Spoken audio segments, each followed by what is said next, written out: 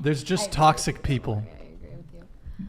Is there toxic femininity? Yeah. Yes. I think so. Yeah. Yes. I just think that there's toxic people. Why gender it?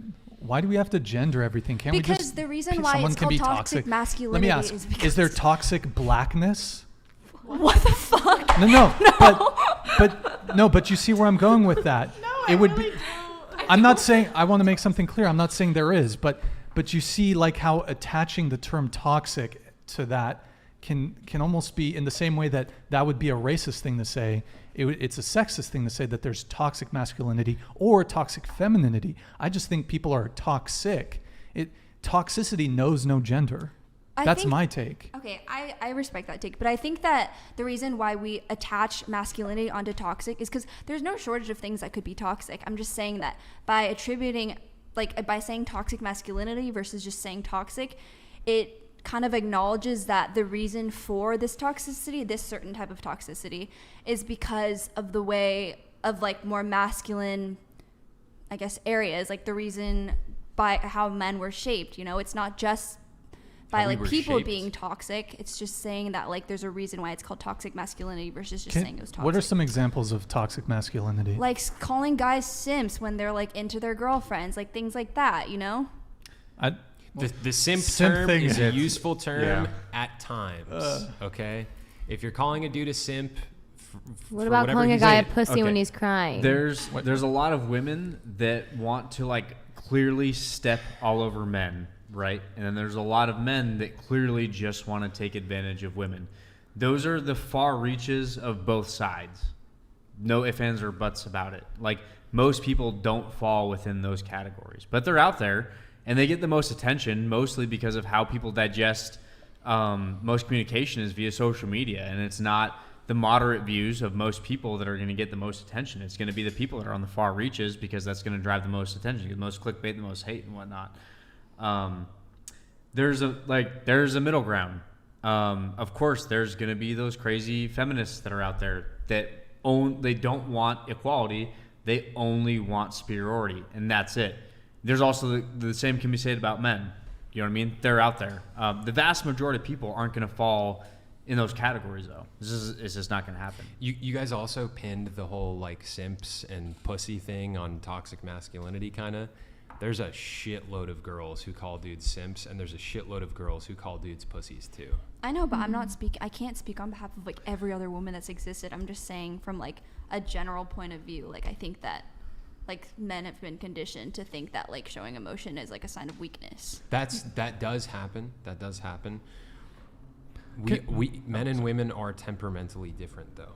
Like we have different temperaments. And when I mentioned this came down to hormones earlier, you guys laughed, but like, and I'm not sure why you guys laughed, but this is like a really important thing. Like the dominant hormone in men is testosterone, and the dominant hormones in women are estrogen and progesterone. Okay. Those change how your brain processes emotion, right? When a man has healthy testosterone levels, he's not prone to chaotic mood swings and having his mood all over the place. When women are going through a pregnancy or when they're going through different phases of their cycle, your guys' emotions can go all over the place. All of you guys know this, okay? This is just a part of nature. It's just how things naturally work. It's not a bad thing, but this is why a lot of women lean on their men in their relationships to be like a grounding, stabilizing force for them when they feel like a lot of emotion, because men generally have more stable emotions, and it's not as much because of conditioning, but conditioning comes into it. It's because of what's happening in our bodies.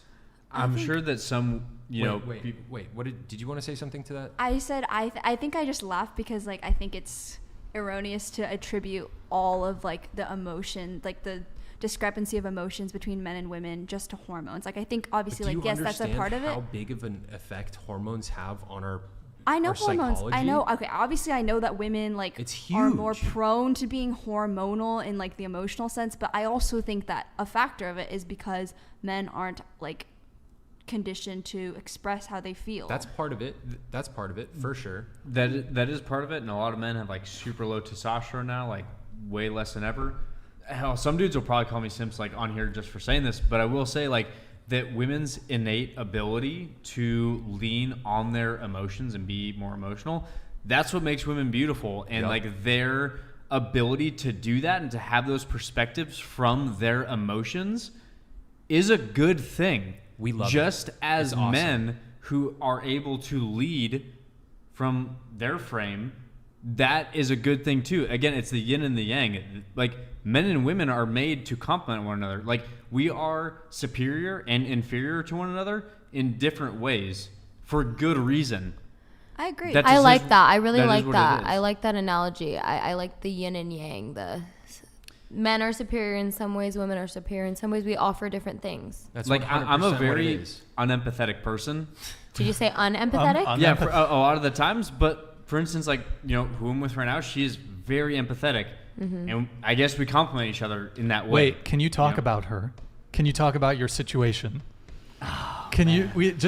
We've been having a What do you wanna heated know? debate. What do I you feel wanna like know? it's kind of a Yeah, what do you want to enlivened- know? we What do you need wanna some know? lightness. Okay. Fuck.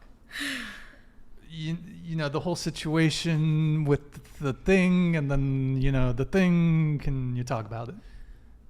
Do you want to Can you talk just about give it us or the no? quick No, story? I mean, not really, but Okay. then So Yeah. Okay, and, never mind. and let me just say with what we were saying before, like I know it's like heinous for dudes like to stand against feminism or whatever. No, I'm not. I know it's like heinous for us to like stand against it, but one of the reasons why I'm like not totally in support of everything that comes with feminism is because like there's this idea that the only differences between men and women are because of like cultural conditioning, and that men and women are basically equal in how we function and all this stuff, but culture conditions us to be manly or to be womanly. I think God created men and women, like Tanner was saying, to complement one another, and I think that feminist narrative of like it's all cultural conditioning, I think that like overlooks like some of the most beautiful aspects of our humanity, you know? Yeah, I agree, but I also think that just by like categorizing all feminists into that label, it kind of like gets rid of the ones that are actually like rational, like hopefully like part of us are being, you know? I got a question. So feminism is about equality, right? Yeah. So what is a way in which feminism has advocated for men? Well, I mean, they like agree that men should be able to like express their emotions without shame.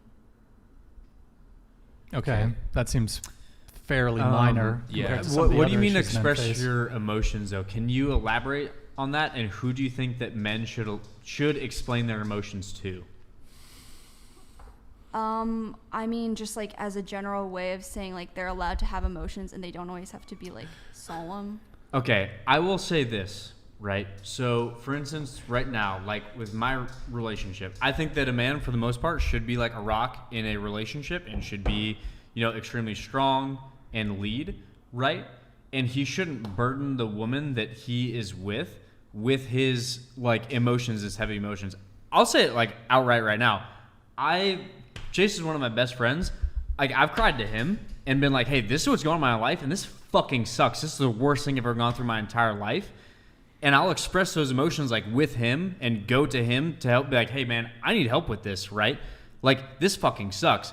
I'm not gonna go to a woman that I'm with and be like, hey, this is the hardest thing I ever deal with, and I don't know if I can do this, because they're gonna lose confidence within me, and they're probably just in their innate being, yeah, they're going to lose confidence and they're not going to trust me as much, versus like I can go to strong men that I have in my life that I'm super grateful that I have and talk to them about what's going on.